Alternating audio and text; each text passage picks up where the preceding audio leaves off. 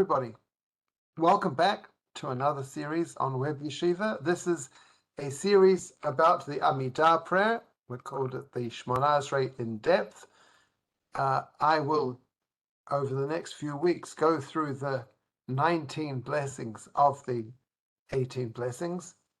In depth, I will say some things you probably have heard before, some things maybe you haven't heard before, and I'll try to put a slightly different spin, my own unique spin, on everything that I say. This week, actually, at the top, I'm going to plug my newest book, which I published as a Kindle book on Amazon. It's called The Elephant of Deliberate Forgetfulness. There's a link on the last slide in the deck, and I'll be uploading the PowerPoint or the PDF to the website as soon as the class is over. So Shemoneh Esrei in depth. The Shemoneh Esrei is, of course, the central part of every prayer service, and we recite 3 times a day on a weekday, evening, morning, and afternoon, the Shemoneh Esrei prayer. Everything else in the service is either leading up to the Amida prayer or taking us back from having reached that height of the Amida prayer. We also say a version of the Amida on Shabbat, 4 different versions of the Amida for evening, morning, Musaf, the additional prayer, and afternoon. We also have for festivals, for Rosh Chodesh. I'm going to focus only, though, on the weekday Amida. So here's an overview, some ideas about prayer, about the Amida and prayer in general. Let's talk about when they started praying, right? Well, we don't really have any, I'll say that slightly differently. Right, the prayer that we have, we'll try and work out when our version of the Shemoneh Esrei became kind of set. But first, let's talk about the history of prayer more broadly. And this is, of course, is where you would expect me to begin with a dispute between the Chachamim and Rabbi Yehuda about the origin of our thrice daily prayers. Itmar, it was stated by the Amoraim. Rabbi Yossi, Rabbi Chanina Amar, so Rabbi Yossi, son of Rabbi Chanina, says, Tfilot Avot Tiknum, the prayer services were established by the patriarchs. And Rabbi Yeshua ben Levi Amar, Tfilot K'neged Tamidim Tiknum. Rabbi Yeshua ben Levi says that they were established corresponding to the daily sacrifices. And I'm not going to go through the rest of that Gemara because maybe you're familiar with it, and maybe I'll talk about it more next week. But the idea would be that Avraham established the morning prayer, Yitzchak established the afternoon prayer, and Yaakov established the evening prayer. Or the morning prayer corresponds to the morning daily sacrifice, the afternoon prayer corresponds to the afternoon daily sacrifice, and the evening prayer, that's the Gemara in Brachot Kafchet, is established by the rabbis later, corresponding to the limbs and fats that were burnt overnight on the altar. So that the origins of prayer we trace back both to either to the very foundation of our tribe with Avraham, Yitzchak, and Yaakov, the patriarchs, who again we'll talk more about next week when we talk about the blessing of the patriarchs, or the blessing that's called Avot, or going back to the times of the temple, or even before the temple, in the desert, in the Mishkan, when they started doing the daily sacrifices. So in the broadest sense of prayer, or kind of formalized set prayer, they go back to our beginnings as either a tribe or as a nation. Yes, we talk about Adam saying a prayer when he was expelled from the Garden of Eden, and Cain offering a prayer before he was exiled, and Noah offering a prayer. But those prayers were mainly around sacrifices. But the concept of prayer without sacrifice probably starts from here, or at least allegedly starts from here. But in terms of what happened when there was a temple standing, did people pray? Was there a need for synagogues and prayer when there was a temple? Right? When the temple's standing, the priests offer the sacrifices, the daily sacrifices, the communal sacrifices. Individuals could bring their sacrifices to Jerusalem and have them sacrificed. Was exactly, thank you, exactly. So, was there any need for prayer, or was prayer said when they sacrificed in the Beit Mikdash? Did some guy living in the Galilee, who would come to Jerusalem at most 3 times a year, did he go also every day to shul to daven? Now, the answer to that is we don't know. And the answer to that is also we have some archaeological evidence of synagogues going back quite a long way, but I think only as far back as the Second Temple period, not the First Temple period. But I don't want to get into the archaeological evidence here. I want to focus on the written record.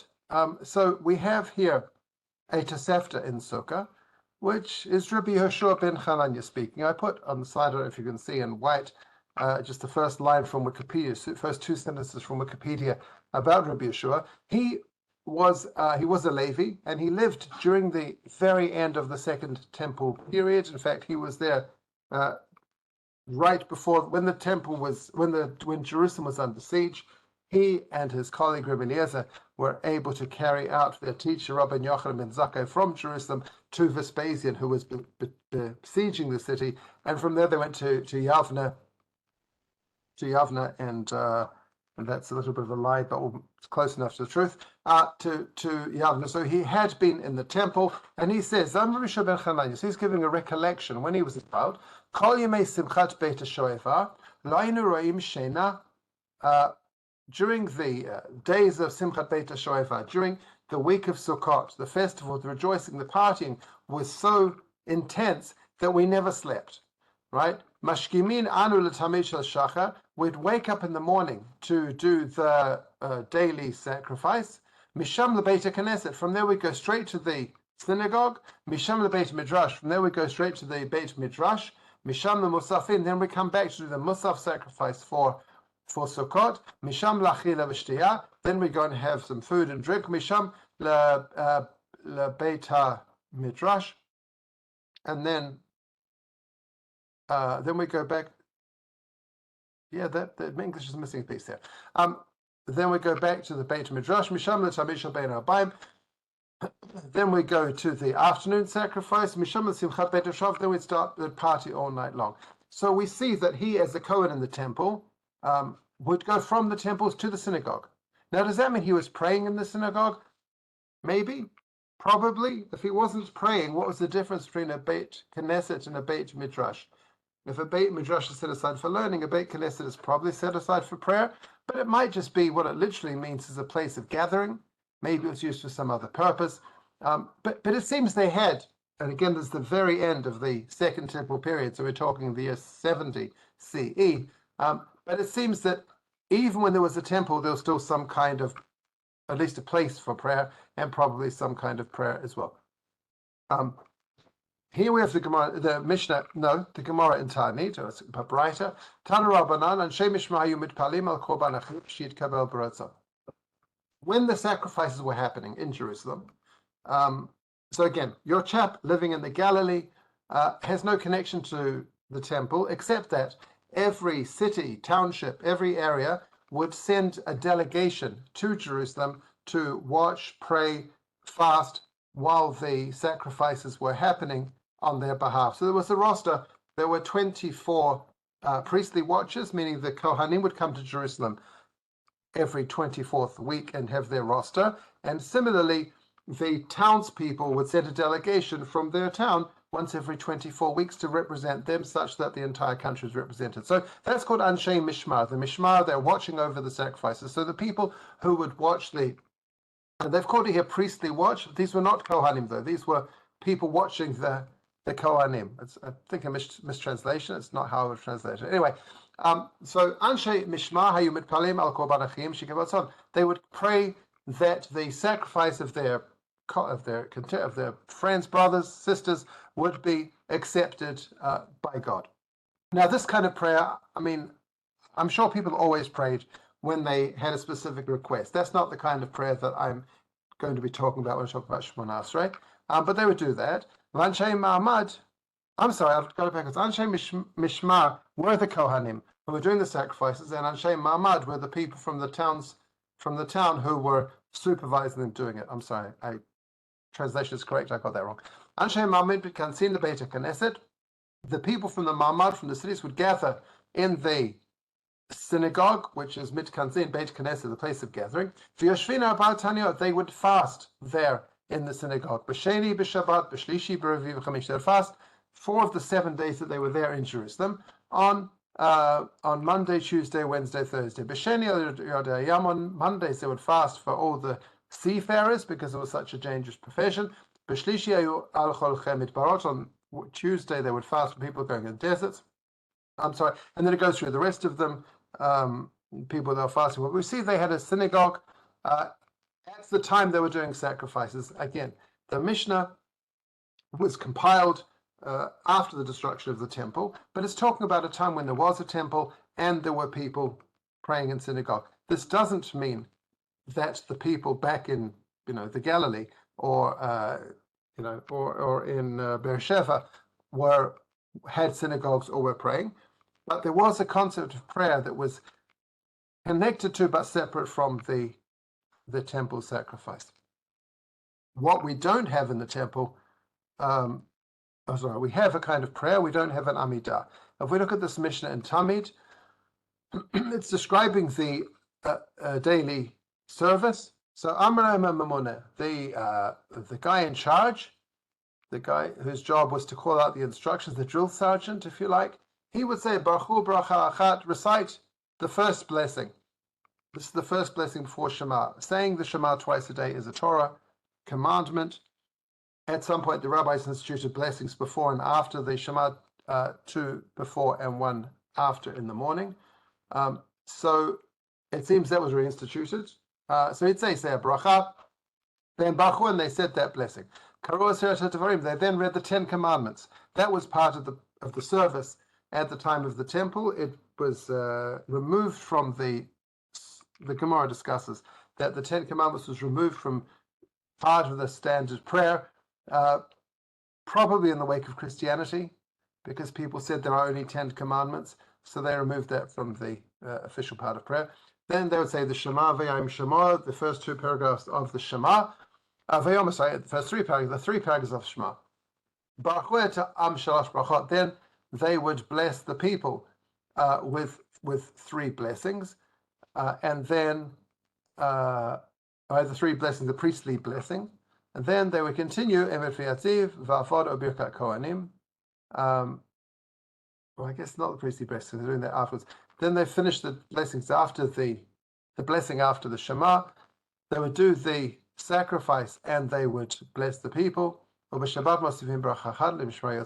an extra blessing on Shabbat when the 2 Kohanim, the 2 rosters of Kohanim would switch over. So we see they did not, it seems, say an Amida prayer, Shemoneh Esrei, when they were working in the temple. Doesn't mean that other people weren't, but the Kohanim in the temple, which is really the only record we have of formalized prayer at this time, or not the only, one of the main ones, did not include an Amida. So maybe the Amida was not fixed at the time of the temple, or maybe the Kohanim on watch, didn't do the Amida because they were doing the sacrifices, but everybody else did.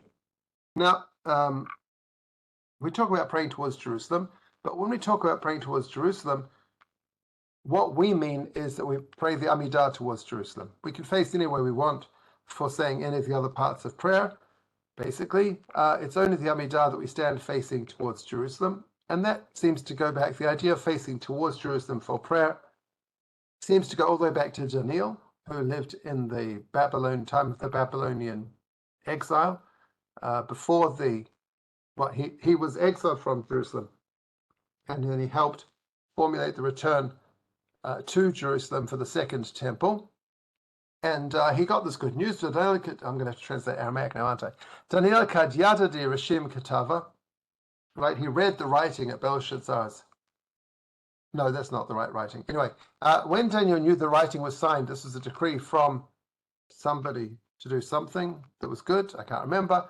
Al Lebeite, he went to his house, to his room, the Chavin P'tichan Le Ba'alita, and his windows, it says, were open on the attic, naked Jerusalem, facing towards Jerusalem. Timnin Shlata Beyamin, Ho Barech et Berchohe.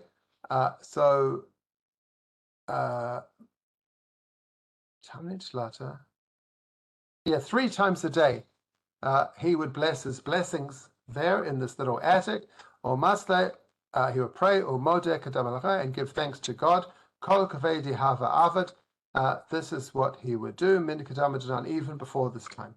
So he prayed 3 times a day, and he prayed facing towards Jerusalem. That's what nowadays we call Amida, except that he was not doing it standing, but he was doing it on his knees, kneeling down on his knees. So the idea of thrice daily prayer seems to have preceded the idea of a thrice daily Amida, but we see the connection between them. We also see, again, you're probably familiar with the Gemara in Barachot, which talks about which direction you face. And I want to say that from here, maybe we can see that they did pray some kind of prayer even when the temple stood. If somebody was standing outside Israel, they're in Babylon, he would face his heart towards Israel. Says Shlomo, when he dedicates the temple, says, I'll pray towards this land. If somebody was in Israel, he would face towards Jerusalem. Again, that's from Solomon's prayer dedicating the temple. And this is how, according to my brother Michael, this is how you can tell if you find a archaeological building, a house of prayer, if it faces, let's say you find it in the Galilee, if it faces south towards Jerusalem, then you know it is a Jewish house of prayer. And if it faces east towards the rising sun, then it's a pagan or some other kind of house of prayer. So the idea of facing towards Jerusalem is backed up by archaeological records. If someone is in Jerusalem, you would face towards the site of the temple. If somebody was standing in the Beit HaMikdash, does that mean the temple is standing? I think so. In that case, should face towards the Holy of Holies, towards this. Again, this is all taken from Melachim, 1 Kings, chapter 8. If somebody was standing in the Holy of Holies, he should direct his heart towards the kaporet, which is the cover of the ark.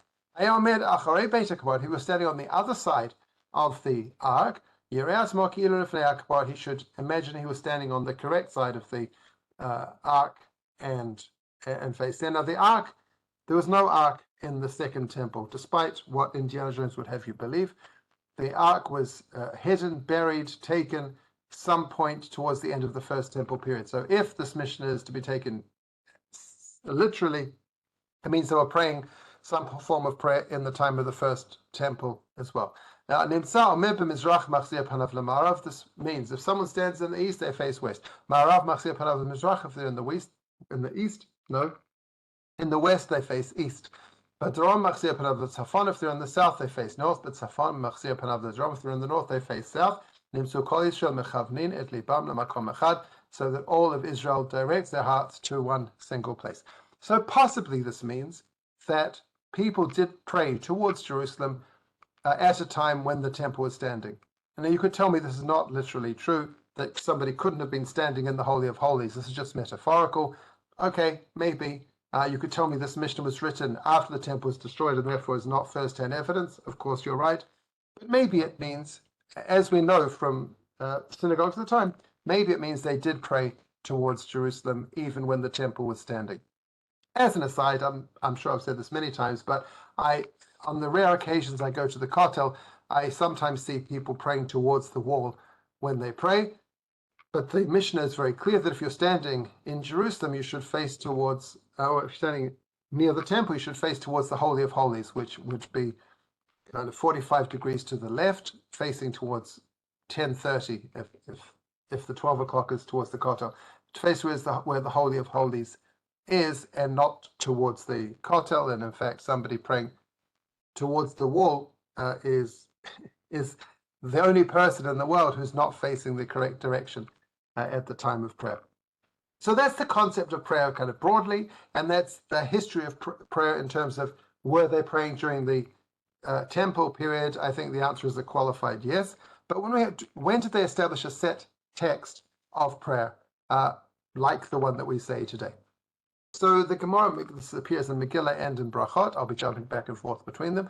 But Amar Rabbi Yochanan. Rabbi Yochanan said Rabbi Yochanan is the first generation Amorah, end of the time of the Amoraim, lives in Eretz Yisrael. So he lives first half of the 2nd century CE. Amrile Madita Tana, others say it was taught in the Baraita, which would place it slightly earlier. Then he said, Mea ve'eshrim zekenim, or behem kamen nevi'im. So 120 sages, and amongst them were many prophets. Tiknu Shemoneh Esrei brachot, others say they established the 18 blessings in order that we have today.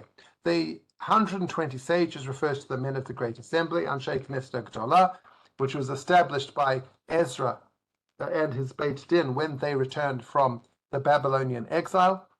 So now this is where the missing years are, and there's a discrepancy between our tradition and the records, but approximately, without getting into the details, approximately 400 BCE, meaning at least 500 years before Rabbi Yochanan. He claims 500 years earlier, the men of the Great Assembly, when they came back and rebuilt the Second Temple, they also established the 18 blessings that we have today, in the order that we have them today. Now, I'm going to come back to the fact that he says 18. Well, I guess here it's not quite as important, but as you know, there are 19 blessings today, so why are they called 18? We're going to get to that, hopefully. So he puts this back a long time back. Rabbeinu Bachya, who is 13th century, living in Spain, in a Sefer called Kata. There's two Rabbeinu Bachyas, but anyway. Kata Kemach, he says, Sarichat haladat, you should know, Ki mi'amot Moshe v'Rabbeinu aran sheknesek dola, from the time of Moshe until the men of the Great Assembly, that is, in round numbers, 800 years. Haytat tefillah b'Yisrael bilti mesuderet b'tikun shaveh lekolanu. There was prayer, but it was not organized in a set way for everybody. Shaya kol echad v'echad oseh melitza mitpalel la'atzmo. K'fi yediato v'chochmato v'tzchut l'shona. Each person would make up his own formulation and pray his own by himself, based on his knowledge, his wisdom, his proficiency with language. Ad sheba anshe knesset gdola v'tiknu tefillah zeh shel Shemoneh Esrei, until the men of the Great Assembly came along and established this prayer, which is the Amida, Yidei Shetiyah Tefillah Mesuderet Shaveh Lekol Yisrael, so that there be one prayer established for all of Israel. And I think we see in the Mishnah,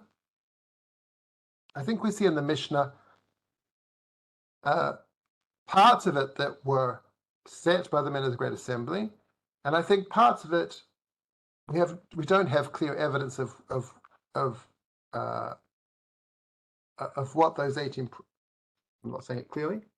The first three and the last three blessings of the Shemoneh Esrei, I think, go back at least to Second Temple times and probably to the time of the men of the Great Assembly. I think that the middle blessings that are not the first three and last three, we don't have a clear record of them until much later on in the Gemara. So Mishnah Rosh Hashanah is talking about the praying, what prayers you say on Rosh Hashanah. Seder brachot u'me'avot u'kvot u'kedush Hashem v'kolal malchot imahen. So on Rosh Hashanah we have three beginnings, three end, and there's three blessings in the middle. But we kind of have to squeeze in a fourth as well, without getting into the details. But we have there's first three, last three, and the middle three.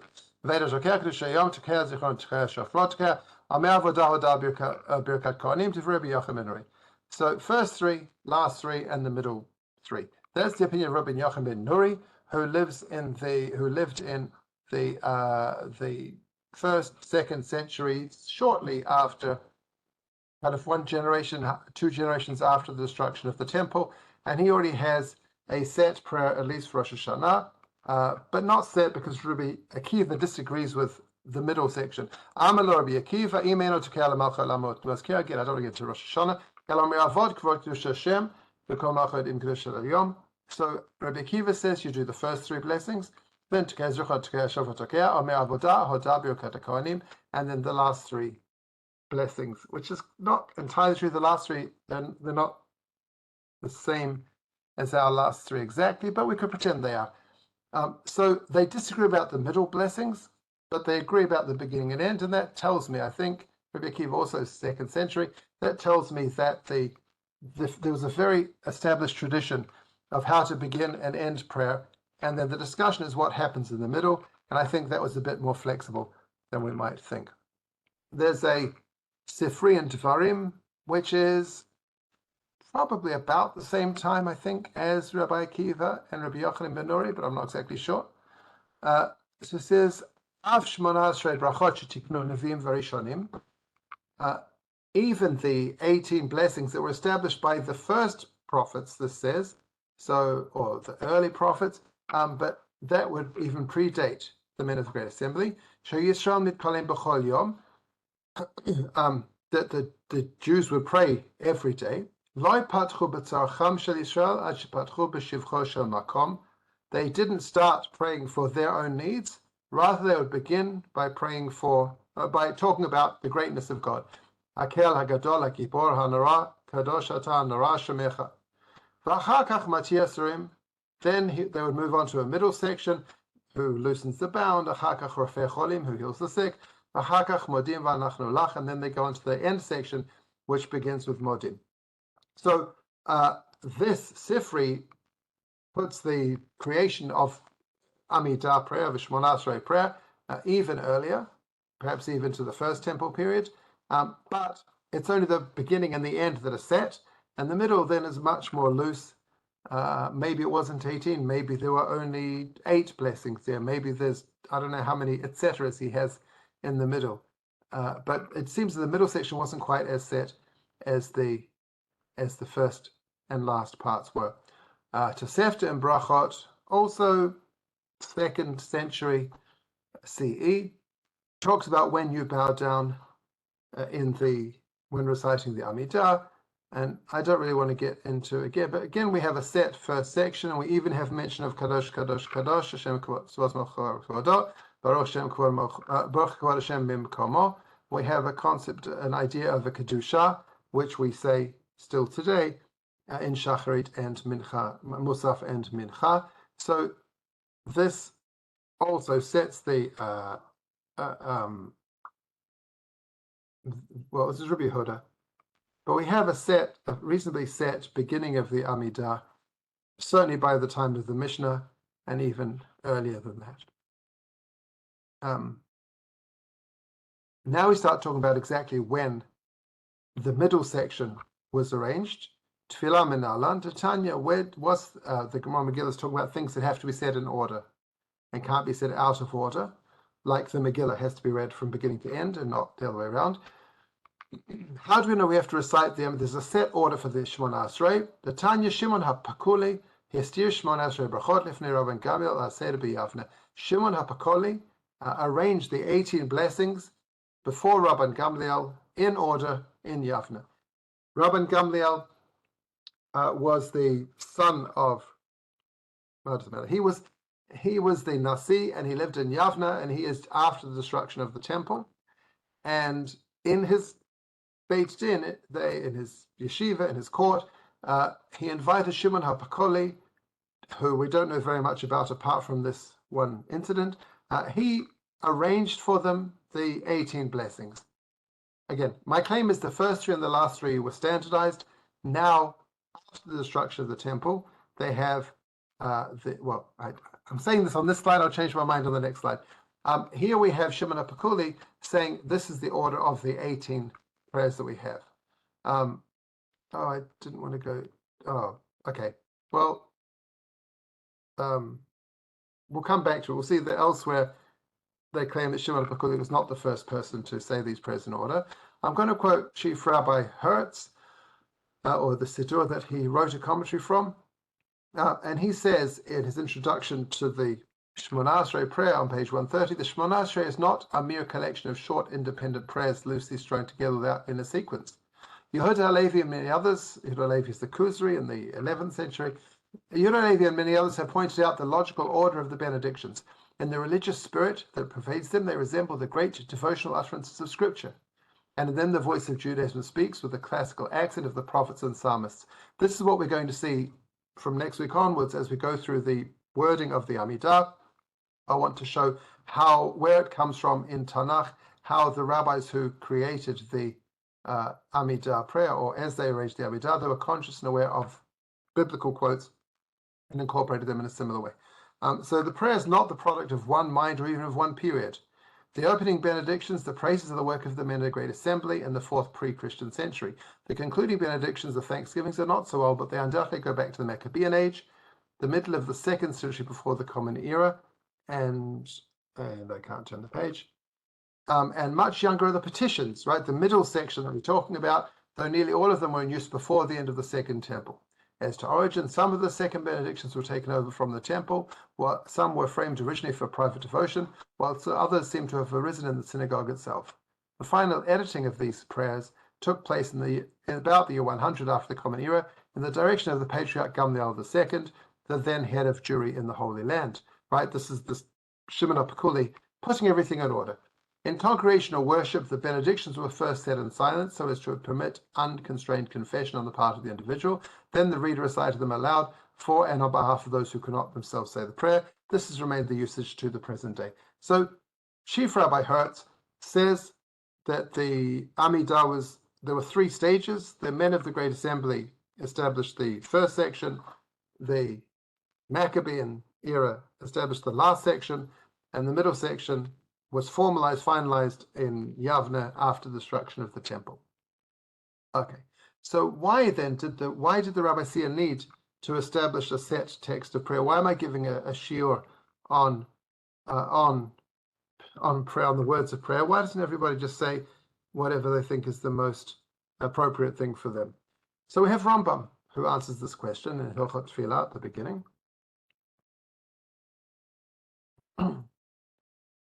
He basically says, in the first temple, people knew how to speak Hebrew and knew how to pray. In the second temple, they didn't. When Israel was exiled in the days of Nebuchadnezzar, that's the end of the first temple, were taken to Babylonian exile. Nit aravu b'paras v'yavan b'shar ha'omot. They then began mixing, intermingling, and assimilating with the Persians and then the Greeks and other nations. They had children in these foreign lands. These children who grew up in foreign countries, their language, their Hebrew wasn't, they weren't fluent in Hebrew. They would speak kind of a multilingual dialect, which was part Hebrew and part whatever else was around them. And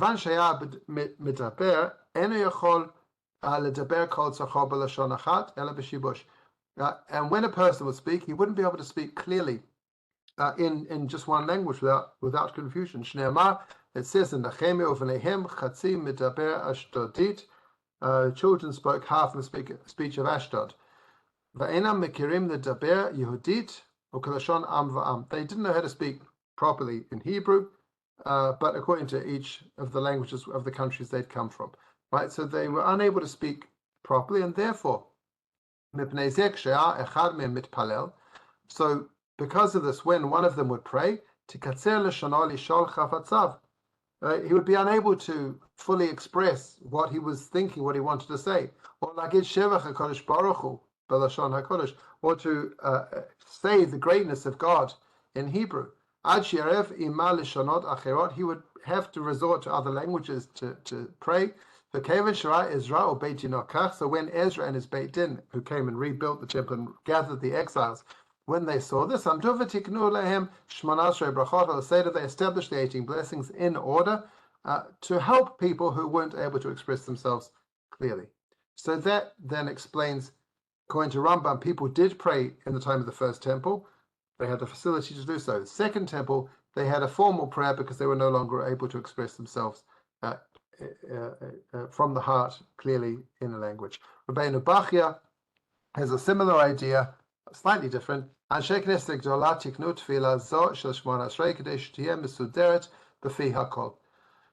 men of the Great Assembly established the 18 blessings so that everybody would have it arranged for them. That's why it's very simple Hebrew, understandable Hebrew, so that people wouldn't get confused when trying to understand the language, and so that everyone would be equal. He's a I can't think of the word. Whatever. Anyway, equity. Everyone's going to have the same access to prayer, bein chachamim, bein tipshim, whether they are smart or stupid. We're not penalizing the stupid people or preferring the smart people. But not everybody knew the set prayer. The Rabbeinu Bachya in the 13th century claimed that everyone knew. Not everyone. A lot of people didn't. Now, I see. I know why I did this. Okay. I might have to come back to this. So we said that Shemoneh Esrei established the order of the Amida in Yavneh, but the Gemara says, if the men of the Great Assembly, the 120 rabbis at the beginning of the Second Temple period, arranged the Amida in order, Shemoneh Esrei, my histir. So what did Shemoneh Esrei do then? Everybody, the prayers were already in order. Why do we need Shemoneh Esrei at the end, after the destruction of the Second Temple, to come and put them in order? The Gemara says, a very unsatisfying answer, Shachchum v'chazav v'sidrum. They forgot them, and then they came back, and he organized them in the same order they had been arranged originally, but people had forgotten. He was one of the few who knew the order of the Amida. Tosfot points out in the Gemara Brachot, in a different context, but I think it's true here as well. The Gemara is talking about Michtei Kol Hu Amorai V'Tanai De Ezra K'Miflegi. The rabbis have a specific dispute about a decree of Ezra, right? Not about prayer in this case, but a decree of Ezra. And so let's see what was the decree that Ezra made, right? In other words, how can you not know what Ezra said? And Tosfot says, Nechse Ezra Echatiken, B'Harbe Makomot Gebei Shar Takanot Lo Parich Gemara Hachi. Tosfot points out there are other places in the Talmud where they dispute about Ezra's decrees, and they don't say, what did Ezra do? This is different because this is something that people did every day, and something people do every day, they don't forget. If you do it once a year, if you do the Haftorah once every 27 years, you might forget what you did last time. If you do it once a year, you might forget. But if it's something you do every single day, then you don't forget. So I'm going to apply that here to the Megillah. If people were praying the Amidah every day, 3 times every day, how is it possible they forgot what the original decree is? Right? That seems very strange. If everybody was saying the prayers that was established by the men of the Great Assembly. We have Tanaim, who didn't seem to know the order of the prayers. And again, I guess nowadays we don't have such high expectations for rabbis, but you would expect your rabbi to be able to know the Amidah, right? Rabbi Elazar Azar Lahad Atar, Rabbi Elazar, one of the students of Rabbi Akiva, one of the students of Rabbi Akiva, where during the Sfirata Omer, and when Rabbi's 24,000 students died, and then after he went down to the rabbis of the south, one of those rabbis was Rabbi Elazar. So he went to a certain place. Amrulay Prosas Shema, please, can you lead us in service for the Shema, meaning the service before and after the Shema. Amalehin Leina Chachem Avo Lefnei Teifa. He said, I'm not good at davening for the Amud. Amalehin Leina Chacham. He said, I'm not so smart. So Amrin, they said, Dinhu Rabbi Eliezer, Dinhu Da'atun Mitgalgalin Be. This is Rabbi Eliezer. Is this the one that you told us? The local rabbi said, look out for Rabbi Eliezer when he's coming. He's a really smart guy. Al Magen Savachin Le Rebbe. Why are they calling him rabbi? He doesn't even know how to pray. Nishkamu panav halach lo etz Rabbi Akiva Rabbo. So he got embarrassed. He went back to Rabbi Akiva as Rebbe Amalei Lama panecha chulionot. So Rabbi Akiva said, "Why do you look that color?" Tanelei Uvta. He told him the story. Amalei Tzavi Mariel Lielef. Would you like to learn? Amalei in. Yes, Alefe. He taught him how to pray. Levata Yomin Azalo. After another time, he went back to the same place. Amalei Pros Shema. Would you please lead the prayers? Pros. He did. Avolef Neoteva, Ava, would you lead the Amida service? He did. Amin Itchasam Rabbi Elazar. So they said he's been strengthened. Kohen Le Rabbi Elazar Chisma, he got the nickname Rabbi Elazar Chisma. Rabbi Yonah have a malaf Tamida Birkat Avele, Mama Yehavan Gavrin Bechol Mila. Rabbi Yonah used to teach his students the special prayers said for the house of mourning, because they should be ready for any circumstance. So it seems that not even every rabbi of the Mishnah was well versed in how to pray, in the formal version of prayer. Now that made sense if they were, if they could speak Hebrew, if they could pray for their own ideas, they could say what they were thinking without resorting to the formal prayer. Why did they need to learn it? Formal prayer seems to be something for synagogues and not necessarily something for rabbis. So when they came to Yavneh, they said, "What's the formal prayer?" Maybe Shemoneh Esrei was the only person who knew it. I'm going to skip this. Another story in the Bracha and the Yerushalmi. Rabbi Abba Bazavda Masle Bekala. Rabbi Abba used to pray out loud. Rabbi Yonah Kalav Masle Bekanishta, Havi Masle Belachisha. Rabbi Yonah, I wish I would have looked up when these people lived. I don't know, but I imagine they are Amoraim in Eretz Yisrael. So Rabbi Yonah, when he was in shul, he would pray quietly. Kad Hava Masi Bebeta, but when he was at home praying, Hava Masi Bekala, he would pray out loud. Ad Yalfin B'nei Beta Tzlus Minei, so that his family could learn the wording of the prayer from him. Amar Rimano B'nei Beta to Abba Yalfa Tzlut Minei. Ramana said, really, the people in my father's house learned how to pray from him. So he would have to go out of his way to pray aloud, because you wouldn't expect necessarily that people would know the wording of the Amida or of the prayer service. How much time do we have? Okay, we are past halfway in my source sheets. Let's see how many of them we get to now. We talk about Shemoneh Esrei. It's called the Shemoneh Esrei, the 18, even though we know there's 19 blessings, and sometimes we even say Shemoneh Esrei on Shabbat when there's only 7, or on Rosh Hashanah when there's 9, or Yom Kippur when there's 7. Anyway, how many are these 18? So the Mishnah, Rabban Gamliel Rabban Gamliel says in Yavneh, after the destruction of the second temple, every day a person prays the Shemoneh Esrei, the 18 blessings. Now, either he's saying 18 as a euphemism for 19, hopefully we'll get into this, or he's saying there were only 18, and then he established his Beit Din created the 19th blessing. Rabbi Yeshua Amar Me'en Shemoneh Esrei. Rabbi Yeshua says, you don't do the whole thing each day, you just do an abbreviated version of the Shemoneh Esrei. Not going into that. If you know how to pray, do the full thing. If you don't know how to pray, then Me'en Shemoneh Esrei, do the shortened version if you can't say the whole thing. So we see that there was no expectation that everybody knew all of the words of the Amida, or only a few people would know how to pray properly. If we're talking about how many blessings are in the Shemoneh Esrei, the Mishnah in Ta'anit talks about prayers as part of the fasting when there's no rain for a drought. They would pray, and they would put a wise old person to lead the prayers. Yesh lo banim beit kam. It had to be someone with children but with no money. Kadesh libam libosh lem b'tfilah, so that he'd really mean it when he was praying to get rid of this drought. He would say 24 blessings. Shemoneh Esrei b'chol yom, the 18 of every day. And he would add another 6. Now I think it's harder to say here that 24 means 25.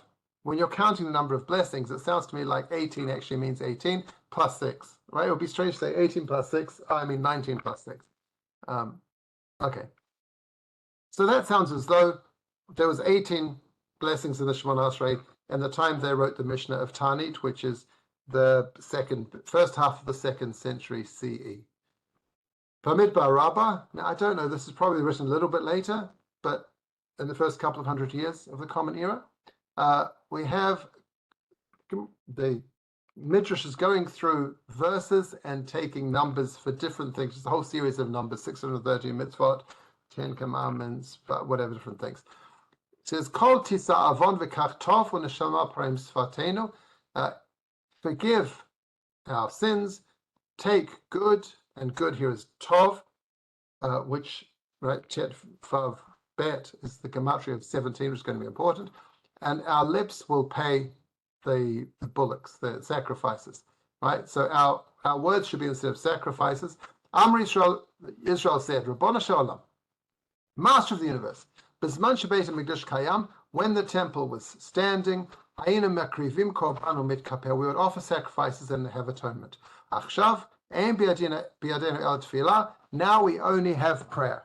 Tov, the gematria Shvasrei, Tov is the gematria of 17, right? And so we would say the 17 prayers, 17 blessings of the Amida. This is written, by the way, in Israel, which I think is going to be important for my thesis later. Tfilat Shashrei Brachot. So the bride says, what are you talking about 17? There's 19 blessings in the Amida. So fine, but this was predated Yavneh. So there was no blessing for the heretics, which we'll talk about when we get to in a few weeks, many weeks' time. And also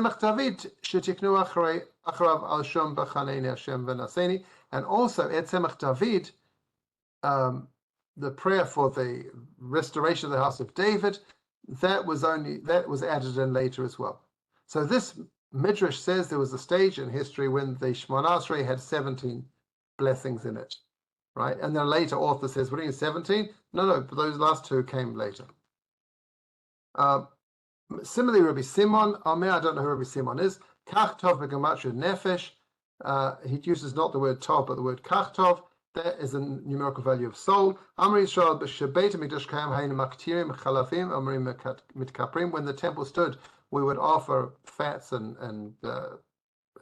bits and bobs of animals, and we would have atonement. Now we offer our flesh and blood. May it be your will that our words are acceptable. So now, I'm trying to work out how many. Okay, not a lot of time, but let's see. The Yerushalmi talks about why the 18. So does the Bavli. So we'll do Yerushalmi and Bavli, hopefully, if we have time, or maybe we'll just do one. So the rabbis, after the time of the Mishnah, early Amoraim period, talk about the meaning of the 18 blessings. Lama Shemoneh Esrei, why are there 18? Right? Because if Shimon HaPekuli organized them and said there's 18, there must be some significance to the number 18. So these rabbis find significance in the number 18. Rabbi Shua ben Levi Omer Keneged Shemoneh Esrei HaMizmarot Shekatuv Merosh Shel Tilim Ad Yanchei Hashem B'Yom Tzara. If you count the Psalms from Psalm number 1 to Psalm number 18, which in our books is actually 20, you find there's 18 Psalms, and somehow, I don't remember why that's significant, you have to look at the commentaries there, but those first 18 are the important Psalms, and therefore the Amida corresponds to them. If you say, no, there's 19 Psalms between 1 and 20, there's 19. You should explain that, no, two of them are combined together, and so there's only 18. From here we learn if somebody prays and doesn't answer, he should fast. We learn from here that a student should say to his teacher, may your prayers be answered. Rabbi Simon, this is Rabbi Simon again, who we saw earlier saying there were 17 blessings. He said,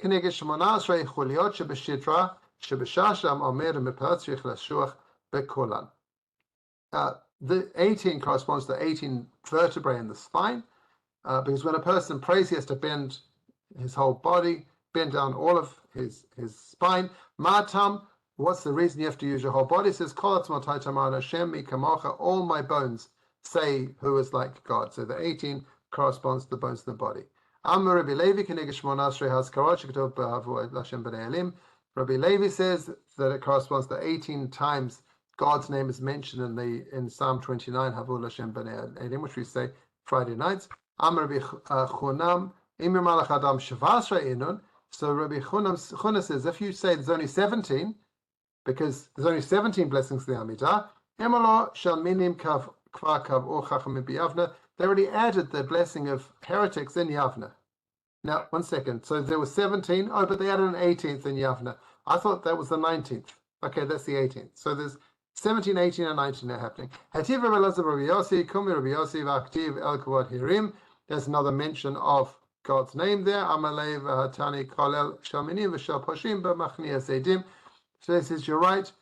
We combine two of the blessings together. V'shal Sekinim V'shkalim B'mitbach B'mivtach L'tzadikim V'shal David B'vani Yerushalayim. So that we're combining three of the blessings, six of the blessings into three. And if you do that, then you've got the right number of God's names for Amidot. So that's why I think that the middle part of the Amidot is fluid for a lot longer than we traditionally think. I'm going to just move a bit quickly and skip some of these, but again, 18 corresponds to this, 18 corresponds to that,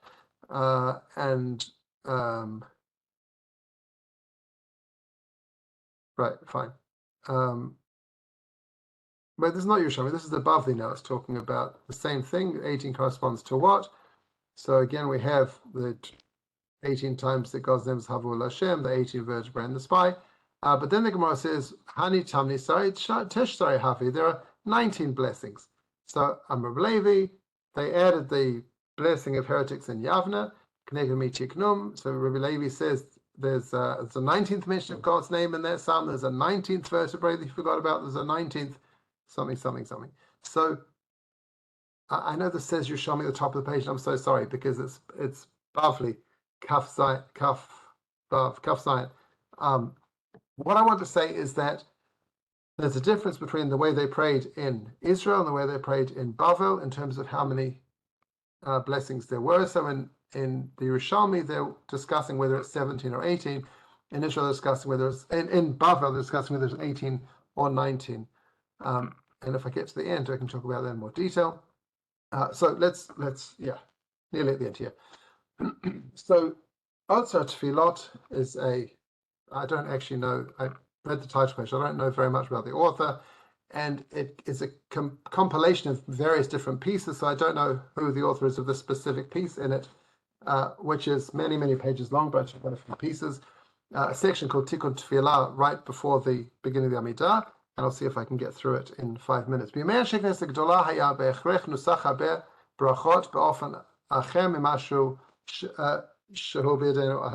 He says, at the time of the men of the Great Assembly, we have to say that the wording of the prayers of the Amidah was different than what you have today. Lemashal, for example, Nusach bracha heshiv shvatena karishona, right? We say, restore our judges as of old. That would have made no sense for the men of the Great Assembly to establish that text. They themselves set up the Beit Din. They came back from Bavel.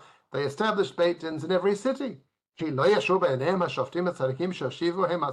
say, we don't like these ones we just set up. I wish that we had different judges. It would make no sense for them to pray against what they just done. They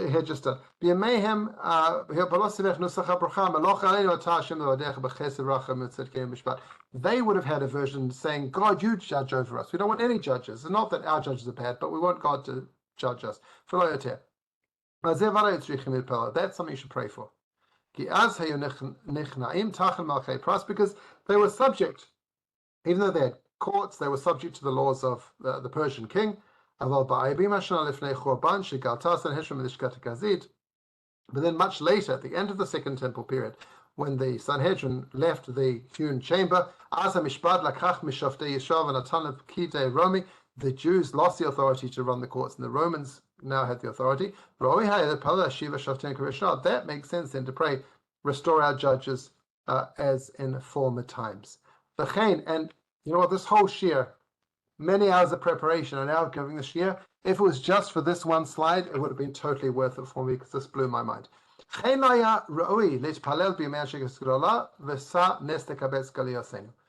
would have made no sense for the men of the Great Assembly to establish a prayer saying, raise the banner to gather our exiles. כי מלכי פרס אשר מלכו בימיהם, על כל נפוצות ישראל כבר נתנו להם הרעיון להתקבץ, שווי רשות, I think, רישיון להתקבץ. The Persian kings who ruled them had already given them permission to go back to Israel. ולשוב לארצם. כמו שהכריז כורש בריש ספר עזרא, as we find at the beginning of Ezra, the proclamation of Cyrus. ואם הם ברצונם לא אהבו להתקבץ, if they chose not to go back to Israel by themselves, why are they praying to God to wave a flag and bring them back? They don't want to go. Why would they pray for that? It makes no sense.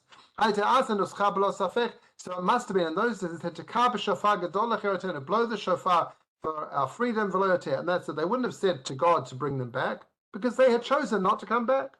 But now when we get to the end, after the destruction of the second temple,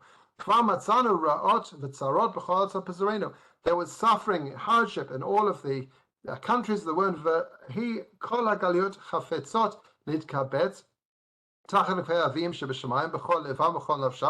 And everybody wanted to go back to Israel, but they'd been exiled. They would love to have gone back to Israel. If only God would wave them a flag and allow them to come back. If only they had permission to come back to Israel. So I just think that's such a powerful statement. It just takes as fact. Obviously, I don't know when this was written, but certainly more than 200 years ago. So a very powerful statement. I am going to finish in a minute or two. So he says, "Hayodim abavlim kiplu et habracha kamot shehi sidra v'kavu b'seder tfilatam." He talks at length about the significance of the number 18, and then he says, when they established the 19th blessing for the heretics, the Babylonian Jews said, "Okay, great, we'll stick it in our prayers." Right? Then they had 19 blessings. They weren't worried that they didn't have 18 anymore. They had a new number of 19. Maybe they called it 18, but it was 19. But they didn't change the name from Shemoneh Esrei to Shasrei. That's a mistake, but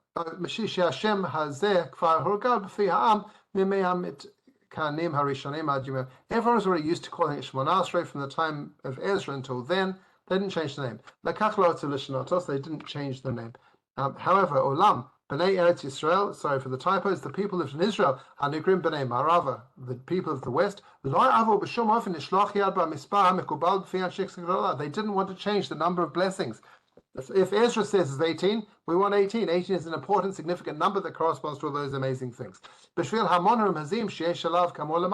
all the allusions in 18, like we said. But when they had to add a new blessing for heretics, they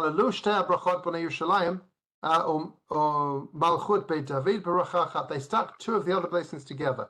The blessing of rebuilding Jerusalem and reestablishing David's kingdom, they combined them into one. They ended that one double blessing with a double ending. So the version was the text there, which I'm not going to read through. They still had 18 blessings even after they added the 19th, meaning they added one, but they combined two others. They still had 18, which aligns very nicely with the Midrash Rabbah, which says there were 17, because if you took away the new one and the combined one, you would have only been 17, and aligns with the Yerushalmi, which talks about 18. Much more detail at 18, and explains why the Babylonian Talmud talks about 18 plus 1 making 19. So that was the state of play at the time of the fixing of the Amida, initially fixed by Ezra and the Beit Din, and then later by Rabban Gamliel and Yavneh, and then later again the split the two communities, the Babylonian Jews and the Israeli Jews.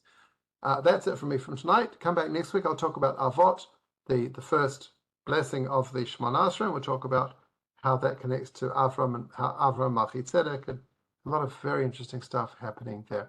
Here's a link to my book. And Rabbi yes. Sisli, can I ask you a question, please? Yes, indeed. Okay, when did it come where you have to stand for Shemoneh Esrei? You have to sit for Shema? Where did the whole thing where you don't really sit for the other tefillah, stand for other tefillot, basically except for the brachot? And where is this standing come in, that you have to stand for the Amida and sit for Shema? That's a really, really good question. I don't know the answer. You've given me homework for next week. But to clarify, I don't think the Gemara is explicit. You don't have to sit for the Shema, right? It says b'shach b'cha uvkumecha v'lech chavaderach, when you stand up, when you sit down, when you stand up, when you go on a walk. And the Gemara talks about some rabbis made a point of standing up, some made a point of sitting down. But I don't think it's a halacha you have to sit for Shema, but there is indeed a halacha you have to stand for the Amida. And I don't know the reasons. That's a really good question. Thank you. Okay, thank you. Come back Thank next week. you. I'll have an answer. All right. See you next time.